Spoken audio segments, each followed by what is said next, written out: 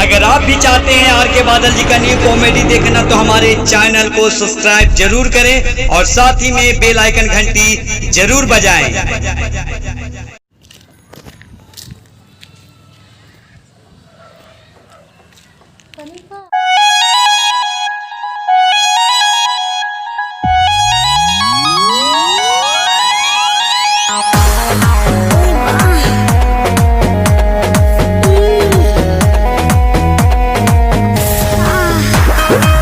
masti.in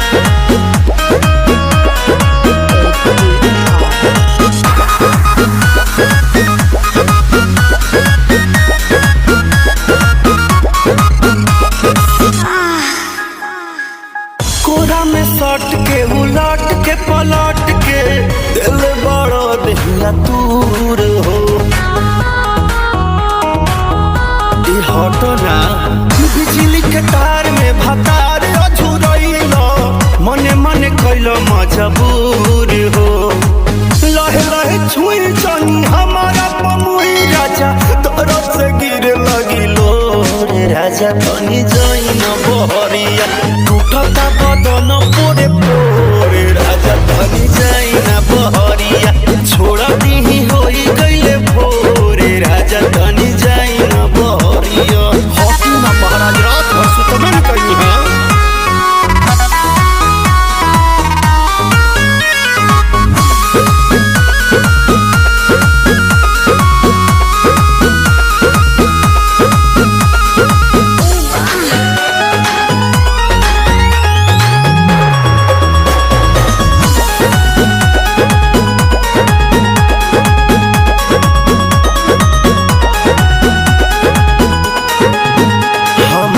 गवाना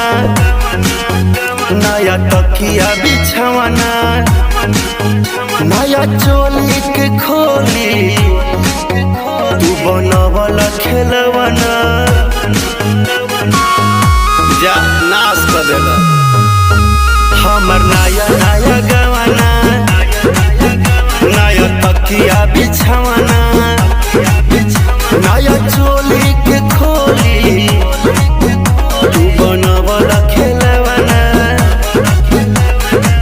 नया नुहर जानी बनी एक चोर राजा तेरा कमर बड़ा तोड़ राजा तनी